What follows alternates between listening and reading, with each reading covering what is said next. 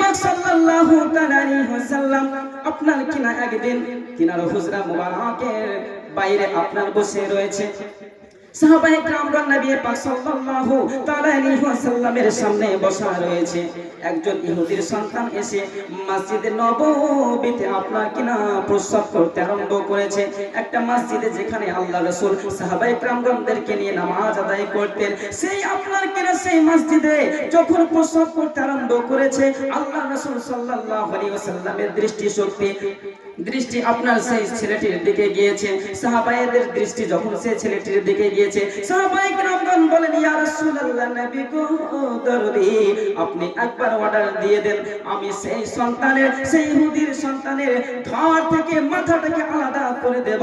আমার নবী পাক সাল্লাল্লাহু আলাইহি ওয়াসাল্লাম বললেন, ও আমার সাহাবী, শুনে নাও, তুমি খবরদার তোমরা ওই ছেলেটিকে কতল করবে না। কেন করব না নবী গো? তারা আমাদের ইবাদত গৃহে, যেখানে আমরা আমাদের মহান স্রষ্টা, আমাদের আল্লাহ পাক তাবারক ওয়া তাআলা, আমাদের মাবুদের ইবাদত করি, সেই জায়গাতে সে যে প্রস্রাব করে, আল্লাহ রাসূল বললেন, ও আমার সাহাবী, তুমি তাকে প্রস্রাব করতেও মানা করো না। কারণ তুমি যদি তাকে প্রস্রাব করতে মানা করো, এক জায়গায় সে প্রস্রাব করছে, তাকে যখন তুমি ধমক দিবে, তার প্রস্রাবটা দ্বিতীয় জায়গায় নোংরা করবে। এছাড়াও যখন তার প্রস্রাবটা সে রুখে নেবে, তার শরীরের ভিতরে বিভিন্ন রকমের আপনার কিনা অসুখ বিসুখ দেখা দিবে। আমার সাহাবী, যখন সেই ছেলেটি প্রস্রাব করা হয়ে যাবে, তাকে আমার কাছে ডেকে নিয়ে আসবে, আর যাও কিছু পানির ব্যবস্থা করো, কিছু পানি হাজির করো। সাহাবায়ে কেরামগণ আপনার বালতি করে 3-4 বালতি পানি নিয়ে এলেন। আল্লাহ রাসূল বললেন, ও আমার সাহাবী, তোমরা সেই প্রস্রাবের জায়গায় পানিটা ঢেলে দাও।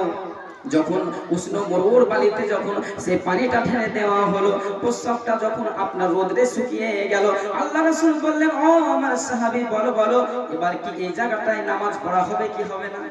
সাহাবায়ে কেরামগণ বললেন, ইয়া রাসূলুল্লাহ, নবী গো, আমরা পানি ঢেলে দিয়েছি, আর সৌদি আরবে এরকম গরম, হাজী সাহেবেরাই জানে সেই বালু কি রকম উত্তপ্ত থাকে। আপনার সৌদি আরব তো বালুময় কান্ট্রি।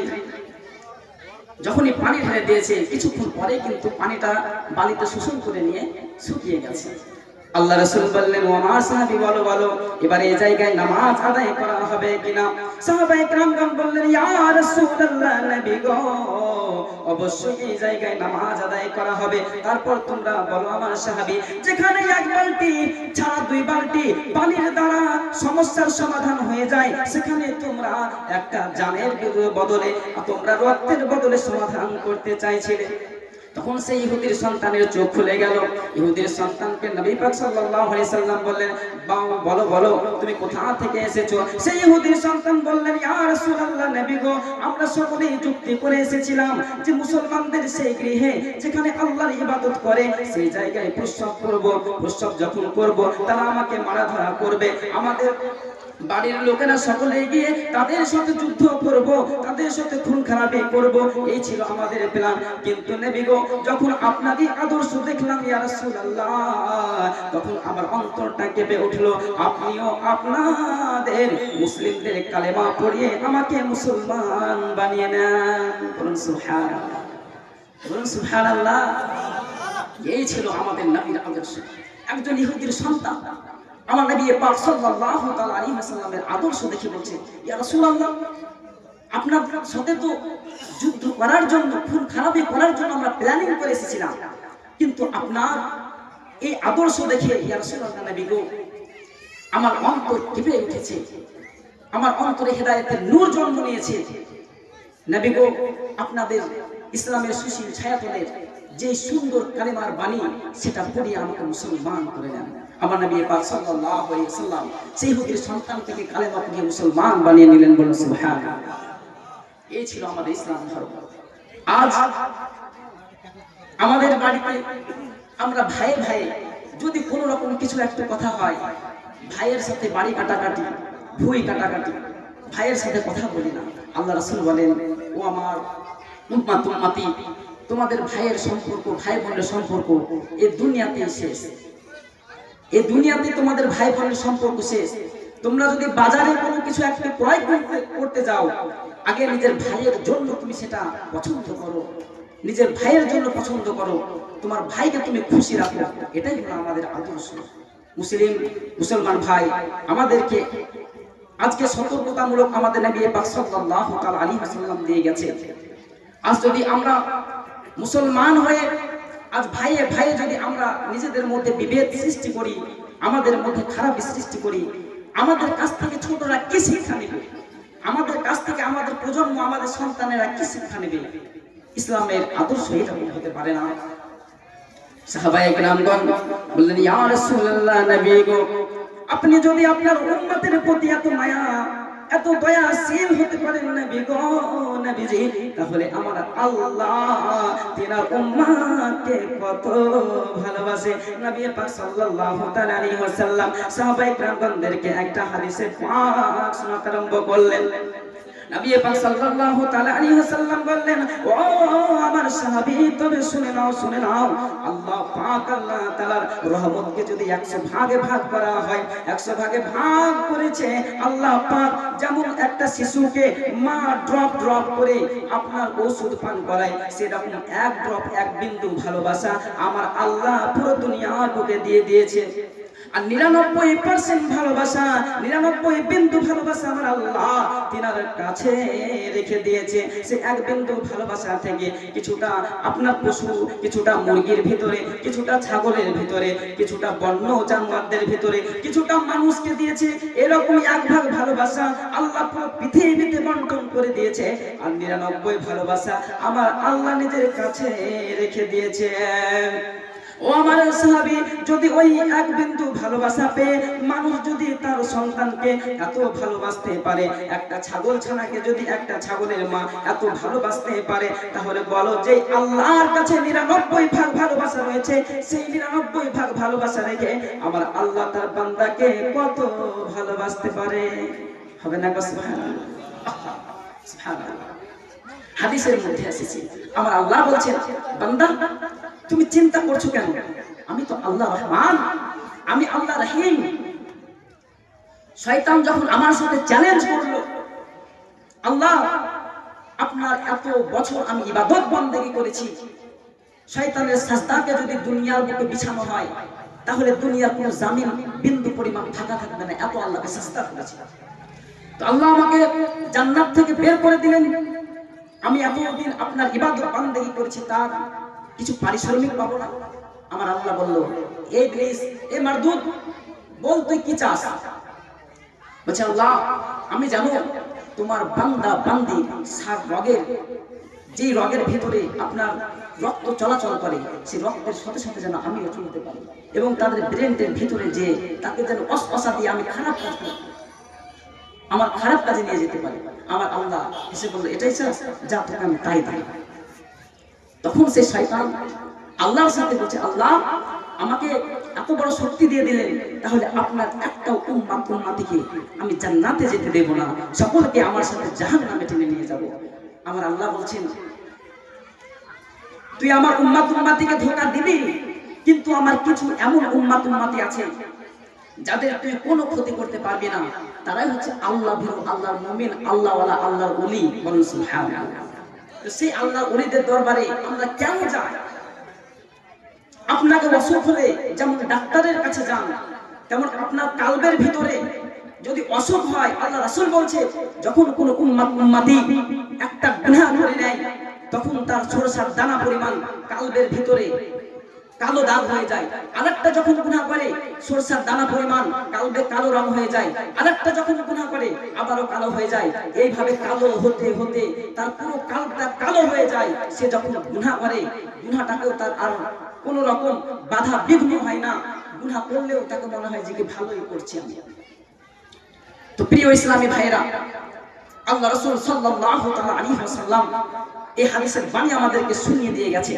তো সে শয়তান যখন আল্লাহর সাথে এরকম চ্যালেঞ্জ করলো, আমার আল্লাহ বলছে, তুই যখন আমার বান্দা বান্দিকে দিয়ে কোনো গুনাহ করিয়ে নিবি, আমার বান্দা বান্দি যখন তাহাজ্জুদের নামাজ পড়ে চোখের অশ্রু ঝরিয়ে রাত্রি বেলায় যখন নিজের বিবি ঘুমিয়ে থাকবে, নিজের সন্তান সকলে ঘুমিয়ে থাকবে, তাহাজ্জুদের নামাজ আদায় করে চোখের পানি ছেড়ে ছেড়ে আমি মাওলার দরবারে তওবাতুন নাসুহা করবে, আমি মাওলার দরবারে তওবা করবে, তার তওবা করতে দেরি আমি আল্লাহ তার গুনাহকে মাফ করতে দেরি করি না। বলুন সুবহানাল্লাহ। আমার আল্লাহ কত বড় দয়ালু। আমার আল্লাহ বলেন, কোন বান্দা যখন আমার দিকে এক দিক আগিয়ে আসে, আমি আল্লাহ সে বান্দার দিকে এক হাত আগিয়ে যায়। সে বান্দা যখন আমি আল্লাহর দিকে এক হাত আগিয়ে আসে, আমি আল্লাহ তার দিকে 3 হাত আগিয়ে যাই। বলুন সুবহানাল্লাহ। কোন বান্দা যখন হাঁটতে হাঁটতে আমি আল্লাহর কাছে আসে, আমি আল্লাহর পথে আসে, আমি আল্লাহর রহমত সে বান্দার দিকে দৌড়তে দৌড়তে যাই। বলুন সুবহানাল্লাহ। আমরা কোন রহমান, আমরা কোন আল্লাহর বান্দা হিসাব করেছি। শুধু তাই নয়, হাদিসে কুদসির মাঝে আমার আল্লাহ রাব্বুল আলামিনের হাবিব নবী পাক সাল্লাল্লাহু তাআলা আলাইহি ওয়াসাল্লাম বলেন, কি বলেন? যখন বান্দা বান্দী ঘুমিয়ে থাকে, রাতের 3য় ভাগে আমার আল্লাহর খাস রহমত দুনিয়াতে এসে প্রথম আসমানে এসে বান্দাকে আহ্বান করতে থাকে, এ বান্দা তোমার কি দরকার বলো,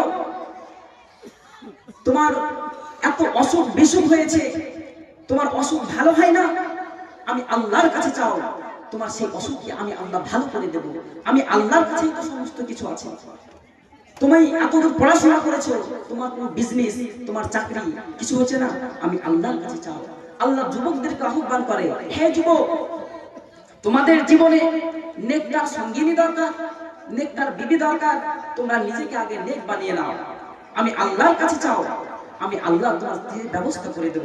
কিন্তু রাতের শেষ ভাগে দেখবেন, রাতের শেষ ভাগ মানে 3 থেকে 3:30 নাকি, তো সেই সময় দেখবেন ঘুমটা খুব গাঢ় হয় না, সেই সময় উঠতে মন চায় না। সেই সময় আমার আল্লাহ রহমত প্রথম আসমানে এসে বান্দাকে ডাকতে থাকে, তোমাদের কার কি দরকার বলো, কার কি দরকার বলো, আর আমরা সেই সময় ঘুমিয়ে থাকি। আহা, আমরা সেই আল্লাহর বান্দা, আমরা কখনো আল্লাহ রহমত থেকে নিরাশ হবো?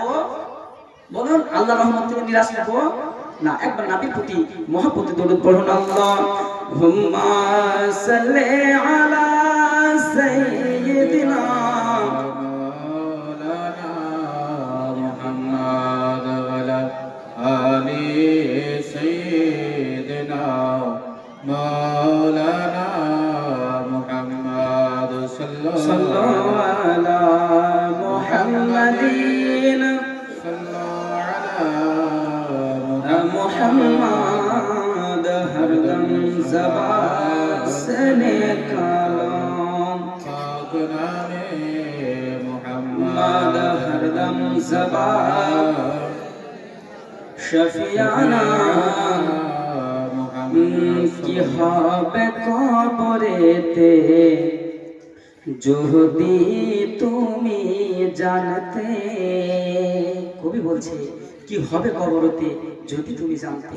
তারপর কি বলছে দেখুন, কি হবে কবরেতে যদি তুমি জানতে, দুনিয়াদারি সব ছেড়ে খোদার ধ্যানে কাঁদতে।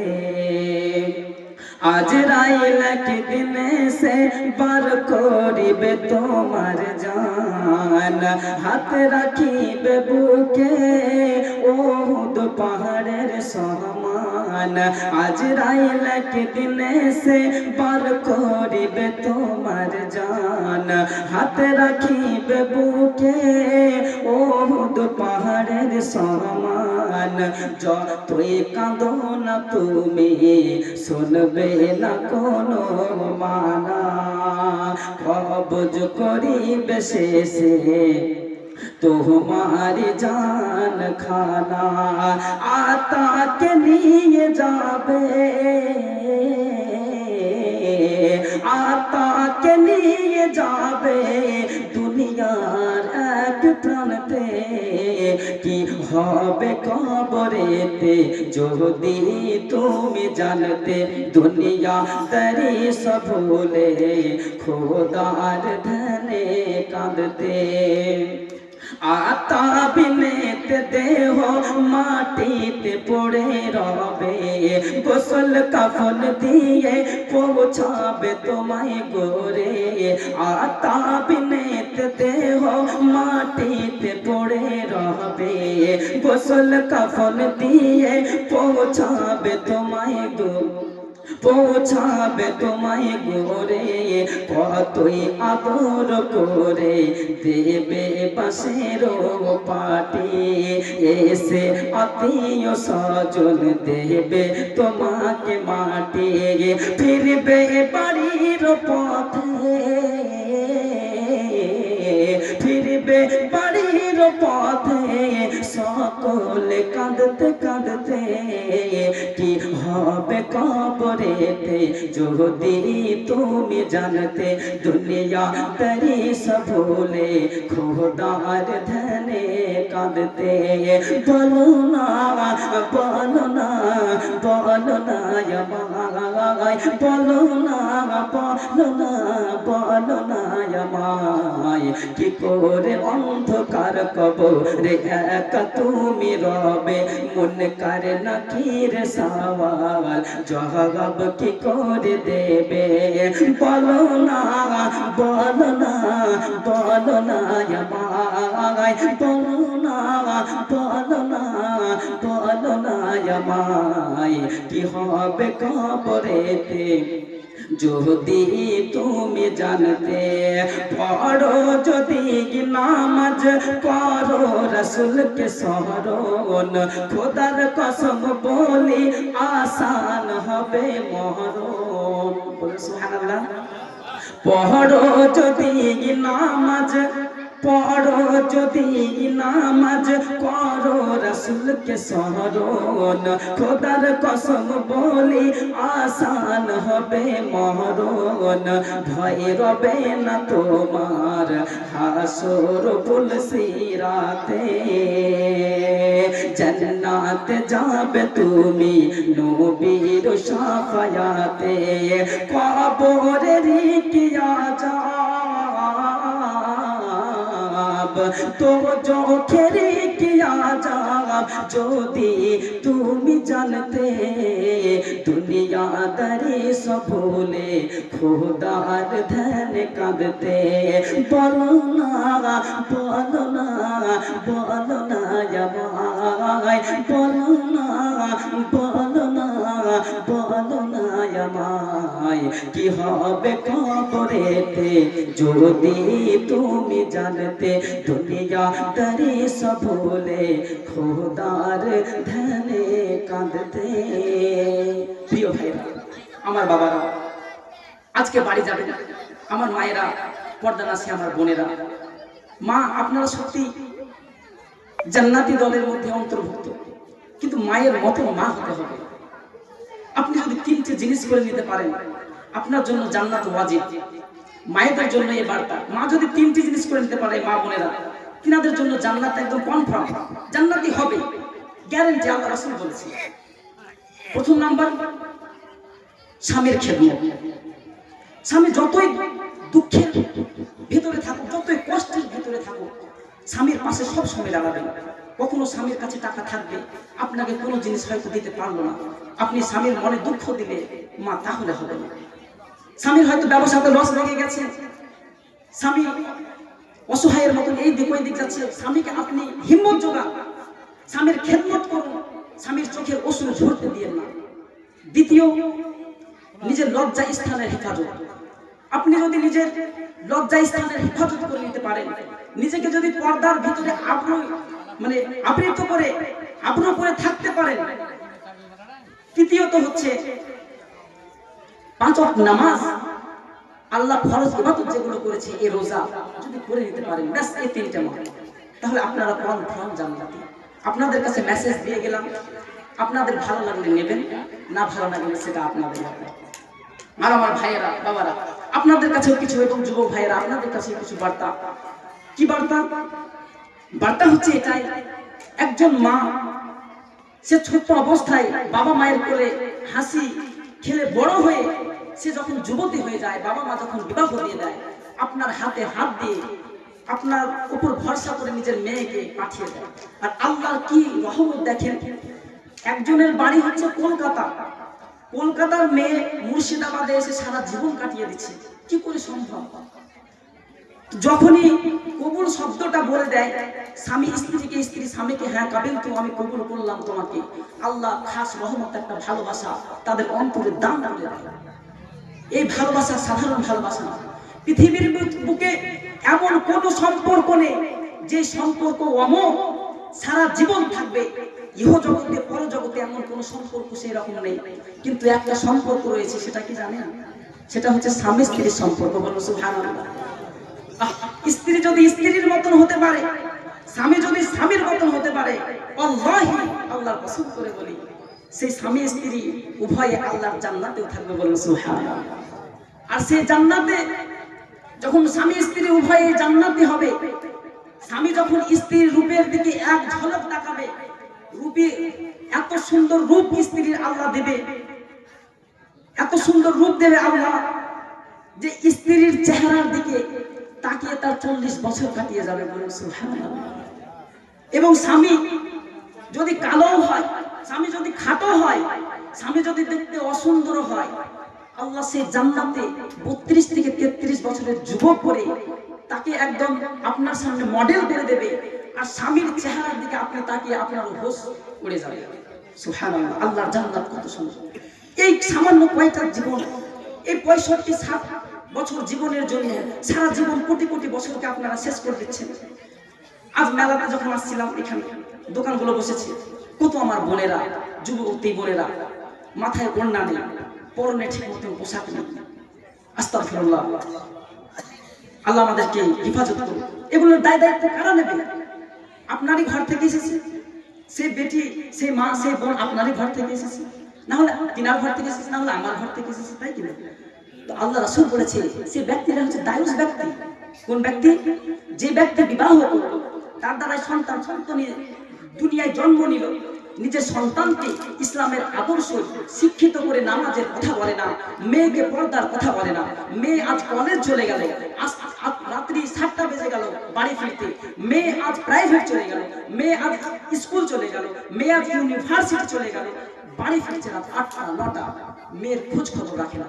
মেয়ে কোথায় গেল, কোথা থেকে কাটিয়েছে মুহূর্তগুলো, সময়গুলো আসছে, পর্দার কথা বলে না, চুল ছেড়ে দিয়ে মেয়ে চলে গেল স্কুল প্রাইভেট। বলছে ওই সব ব্যক্তিরা হচ্ছে দায়ুস ব্যক্তি। আর দায়ুস ব্যক্তি আল্লাহর জান্নাতে কখনো যাবে? বলুন যাবে? রাগ করছেন ভাইরা? রাগ করছেন? নসিহতমূলক কিছু বলতে এসেছি। দেখেন, আমি শুরু করে কিছু বলে চলেই যাব, আপনারা শুনেই চলে যাবেন, এতে অত বেশি ফায়দা হবে। কিন্তু কাটা কাটা বুঝিয়ে যতটা বলা যাবে, সুর করে অত ফায়দা হয় না। সেজন্যই বলা, আপনারা যেমন চাইবেন সেই রকম করে বলবেন। আল্লাহ আমাদেরকে সকলকে হেফাজত করুন। আল্লাহুম্মা সাল্লি আলা সাইয়্যিদিনা মাওলানা মুহাম্মদ ওয়া আলা আলি সাইয়্যিদিনা মাওলানা মুহাম্মদ। এবার জিকির করুন, আপনারা হয়তো ঘুমিয়ে গেছেন। আল্লাহ আল্লাহ আল্লাহু লা ইলাহা ইল্লাহু, আল্লাহ আল্লাহ আল্লাহু লা ইলাহা ইল্লাহু, হাসবি রাব্বি জাল্লাল্লাহ মা ফি কলবি গায়রুল্লাহ, হাসবি রাব্বি জাল্লাল্লাহ। আপনাদের আওয়াজ পাচ্ছি না। আপনাকে বললাম না, আল্লাহ রাসূল বলেছে, যখন একটা গুনাহ করবেন, সরষের দানা সম পরিমাণ আপনার কালবের ভিতরে কালো হয়ে যায়, এরকম কালো হতে হতে কালো হয়ে যায়। এই কালকে কালো হয়ে গেছে, এটা তো সারাতে হবে, ঠিক করতে হবে। কোথায় যাবেন? তো বলছে আল্লাহ রাসূলের জিকির আজকারে সেই কালবের কালোটা পরিষ্কার হবে। জিকির যদি না করেন তাহলে পরিষ্কার হবে?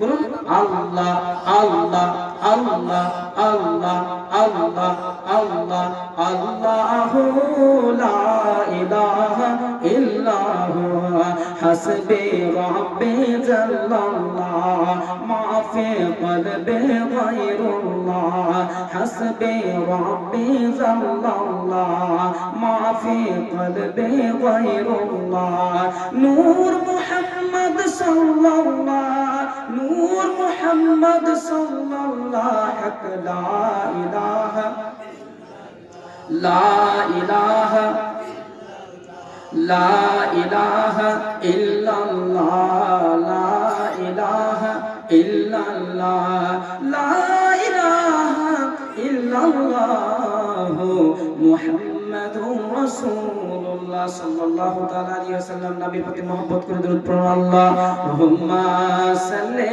আলা সাইয়্যিদিনা মাওলানা মুহাম্মদ ওয়া আলা আলি সাইয়্যিদিনা মাওলানা মুহাম্মদ সাল্লাল্লাহু তাআলা আলাইহি ওয়াসাল্লাম। আপা যে মুসলমান ভাইরা, বাসরা নগরে আল্লাহর এক নেক বান্দা ছিল যার নাম হলো হযরত ইসমাঈল। ইসমাঈলের বিবির নাম হলো বিবি মাইফুল। হযরত বিবি মাইফুলের একটা নয় দুইটি নয় রে বাবা, তিনটি কন্যা হয়েছে।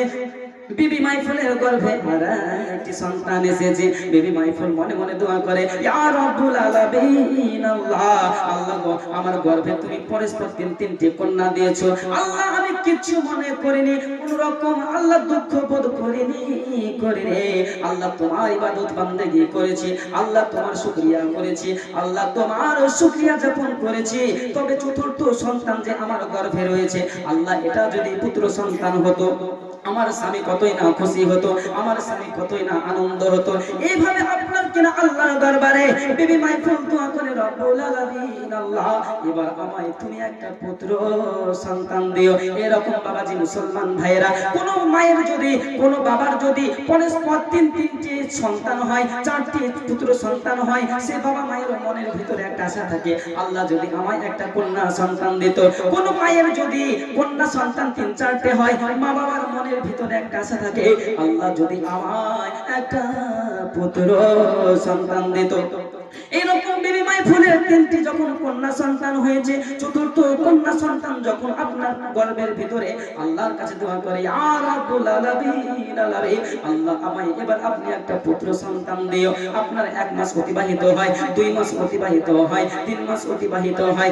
এভাবে যখন গর্ভধারণী মা যখন 9 মাস অতিবাহিত হয়েছে, একদিন তিনার স্বামী ইসমাইলকে ডেকে বলে, ও স্বামী জান, স্বামী আমার গর্ভের যে সন্তান রয়েছিল গো স্বামী, সেটা পৃথিবীর বুকে ভূমিষ্ঠ হওয়ার সময় হয়েছে, আমার ব্যথা বেদনা পেয়েছে।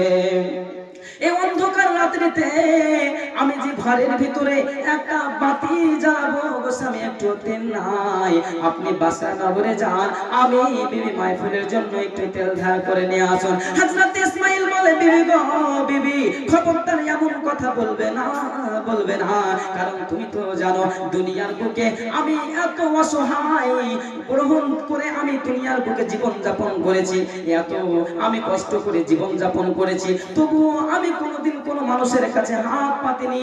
একটা খেজুর খেয়ে পানি পান করে আমি রোজা ইফতার করেছি, সময় কাটিয়ে দিয়েছি, তবে আল্লাহ ছাড়া কোনো মানুষের কাছে হাত পাতিনি। ও বিবি, তুমি আমাকে যেতে বলছো সে বাসরা নগরে তেল ধার করার জন্য, তুমি এরকম করে বলো না। বিবি মাইফুল বলে, স্বামী গো স্বামী, আমাদের নতুন নবজাতক শিশু দুনিয়ার বুকে আগমন করবে, পুরো ঘর অন্ধকার গো স্বামী, কত লজ্জাজনক একটা বিষয় হবে, আমরা একটু আলোর ব্যবস্থা করতে পারলাম না। যান আপনি বাসরা নগরে যান, আমি বিবি মাইফুলের জন্য একটু তেল ধার করে নিয়ে আসুন। যখন আপনার কিনা বারবার যখন বিবির কাকুতি মিনতি শুনে হযরত ইসমাঈলের মনটা একটু নরম হলো, তিনি টুক টুক টুক টুক করে হেঁটে আপনার বাসরা নগরীর দিকে গেল। বাসরা নগরীতে যাওয়ার পর একজন বাড়িতে গিয়ে আপনার পড়া নাড়ায় টক টক করে আওয়াজ দেয়, ও ভাই কে আছো, বলো না। সেই বাড়ি থেকে আওয়াজ দেয়, বলো কে? বলে, আমি ইসমাঈল, এত রাতে কি করতে এসেছো? ও ভাই, আমার বিবি মাইফুলের গর্ভে সন্তান রয়েছে, 9 মাস অতিবাহিত হয়েছে, সন্তান ভূমিষ্ঠ হওয়ার সময় হয়ে গেছে, আমি যে অসহায় গরিব ইসমাঈল, আমার সন্তান যে দুনিয়ার বুকে আসবে, অন্ধকার ঘরে একটু বাতি জ্বালাবার মতন তেল নাই, আমায় একটু তেল ধার দিন। সে ব্যক্তি মনে মনে বলে, ইসমাইল এত কষ্ট করে জীবন যাপন করেছে, কোনোদিন আমাদের কাছে হাত পাতেনি, আজকে ইসমাইল এসেছে, ইসমাইলকে তেল দেওয়া যাবে না। সেই ব্যক্তি আপনার যখন তেল ধার দিল না, আরেকটা বাড়িতে গিয়ে যখন আপনার গলা নাড়ায়, সে ব্যক্তিও মনে মনে চিন্তা করে, ইসমাইল তো গরিব, ইসমাইলকে যদি তেল ধার দেই তাহলে ইসমাইল আমার তেল পরিশোধ করতে পারবে না। বলে সেই ব্যক্তি হযরত ইসমাইলকে আপনার তেল ধার দিল না। হযরত ইসমাইল চোখের পানি ছেড়ে কান্না করতে করতে বাড়ির দিকে রওনা দিয়েছে। যখন বাড়ির কাছে এসেছে, বাড়ির উঠানে গলির সামনে যখন এসেছে, বিবি স্বামীর চেহারার দিকে তাকিয়ে বলে, ও স্বামী জান, আপনার চোখে জল কেন বলেন না? হযরত ইসমাইল বলে, ও বিবি, দুনিয়ার মানুষ এত স্বার্থপর হয়ে গেছে, দুনিয়ার মানুষ মনুষ্যত্ব ভুলে গেছে। ও গো স্বামী, দুনিয়ার মানুষ মনুষ্যত্ব ভুলে গেছে, দুনিয়ার মানুষ আমায় গরিব বলে তেল ধার দিল না। তখন বিবি মাইফুল বলে, ও গো স্বামী, মানুষ আপনাকে তেল ধার দিল না তো কি হলো বলুন? যখন মানুষ মানুষের পাশে থাকে না, স্বয়ং আল্লাহ তার পাশে থাকে। বলুন সুবহানাল্লাহ। তাই কবি বলছেন, মুখেতে ডাকি মা, বুকেতে রাখি মা, মুখেতে ডাকি মা, বুকেতে রাখি মা, মাগো তুমি আমার জান কোনো দিন ভুলো না, মাগো তুমি আমার জান কোনো দিন ভুলো না। 10 মাস 10 দিন গর্ভে ধরে কতই না যন্ত্রণা সয়েছিলে, 10 মাস 10 দিন গর্ভে রেখে কতই না কষ্ট সয়েছিলে। মায়ের দুধের এক ফোঁটা ঋণ শোধ হবে না কোনো দিন, মায়ের দুধের এক ফোঁটা ঋণ শোধ হবে না কোনো দিন। প্রিয় মাকে তোমরা ভুলে যেও না, মাগো তুমি আমার জান কোনো দিন ভুলো না। মুখেতে ডাকি মা, বুকেতে রাখি মা, মুখেতে ডাকি মা, বুকেতে রাখি মা, মাগো তুমি আমার জান কোনো দিন ভুলো না। মাগো তোমার কথা মনে পড়লে প্রাণ জোড়াই মোর ভালোবাসাতে, মাগো তোমার কথা মনে পড়লে প্রাণ জোড়াই মোর ভালোবাসাতে। ছেড়ে যদি যাও গো চলে, নিয়ে যেও সাথে করে, মাগো ছেড়ে যদি যাও গো চলে, নিয়ে যেও সাথে করে। প্রিয় মাকে তোমরা ভুলে যেও না, মাগো তুমি আমার জান কোনো দিন ভুলো না।